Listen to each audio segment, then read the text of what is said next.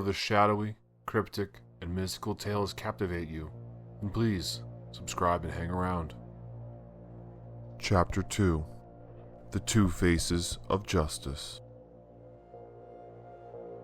As Lily sat down to wade through the provided materials, the life pattern of the judge started to become manifest. By all appearances, Judge Elias Whitaker was a man of unimpeachable character. The townspeople of Westchester spoke of him with both admiration and gratitude, holding him as a beacon of fairness and intellect in an otherwise unpredictable world. His legal reforms had a direct hand in shaping the town's prosperity, steering it through times of economic uncertainty and civil unrest.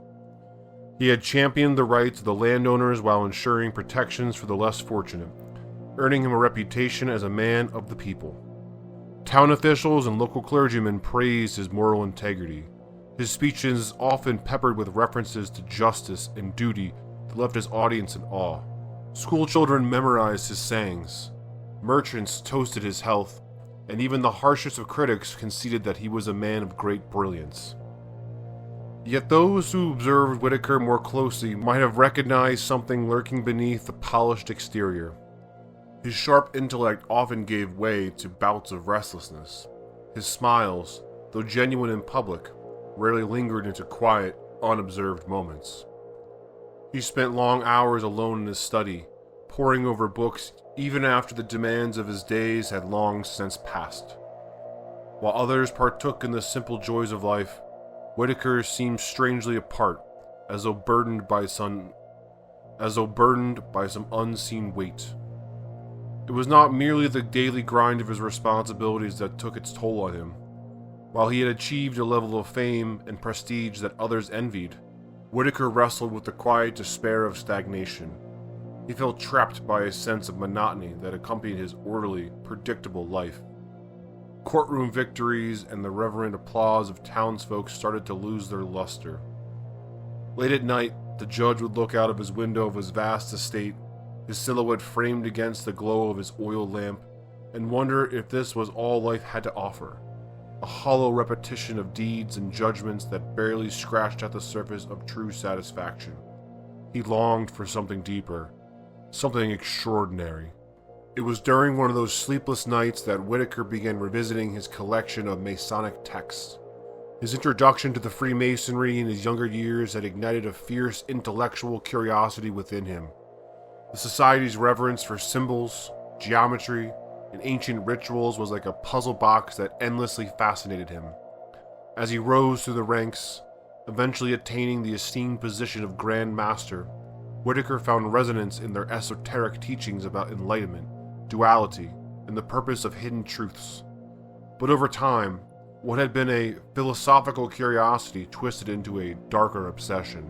The rituals, once merely symbolic rites of passage, began to take on a new meaning in Whitaker's mind. He realized the ancient symbols could be interpreted differently, not as tools for noble discovery, but as conduits for power. The repetitive grind of his public duties had drained him, leaving him yearning for purpose beyond the courtroom. It was this unquenchable thirst for something more that turned his genius inward, towards the forbidden corners of the human spirit.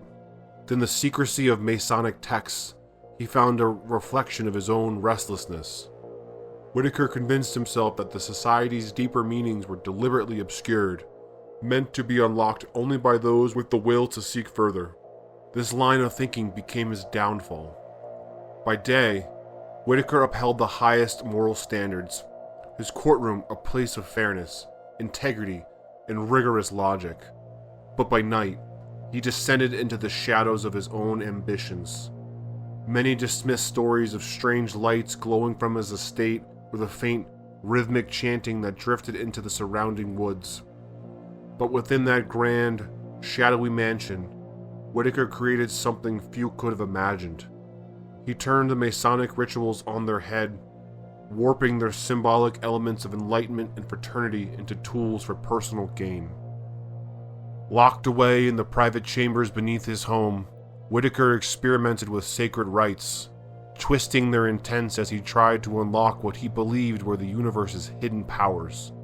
His library swelled with texts on alchemy, ancient theology and forbidden grimoires that even the Freemasons would dismiss as heretical. Like a man chasing vapor in the dark, Whitaker grew more and more detached, his genius clouding his moral compass. Logic became a weapon in his mind.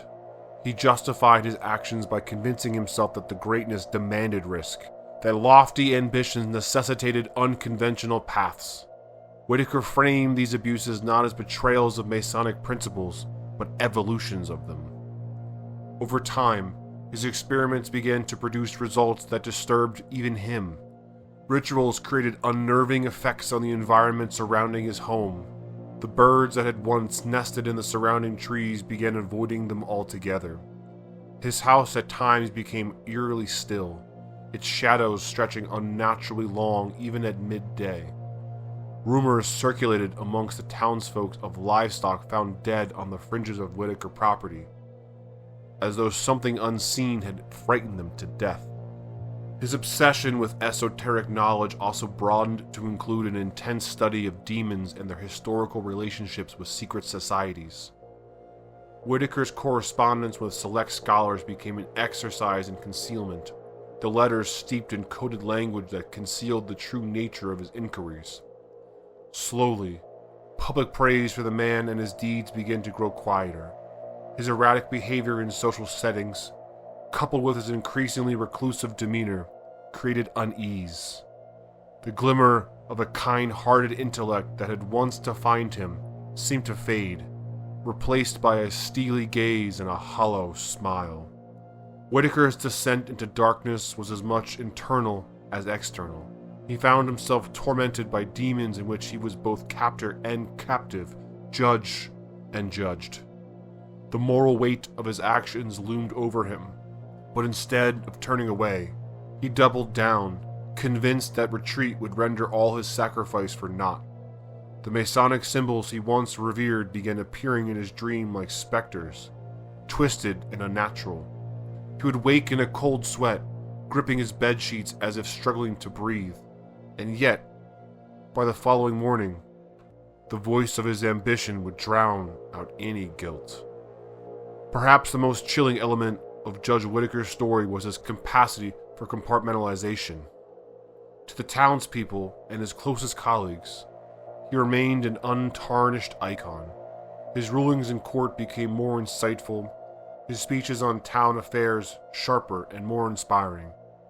No one could doubt that he was losing his touch. In fact, he seemed as brilliant and driven as ever. But the truth was that Whitaker existed in two worlds, dancing on the knife's edge between the man he projected and the man he was becoming. One world had him doling out justice to the people who revered him. The other had him summoning things in the dead of night, consumed by forces he thought he could control. It was only a matter of time before those two worlds collided.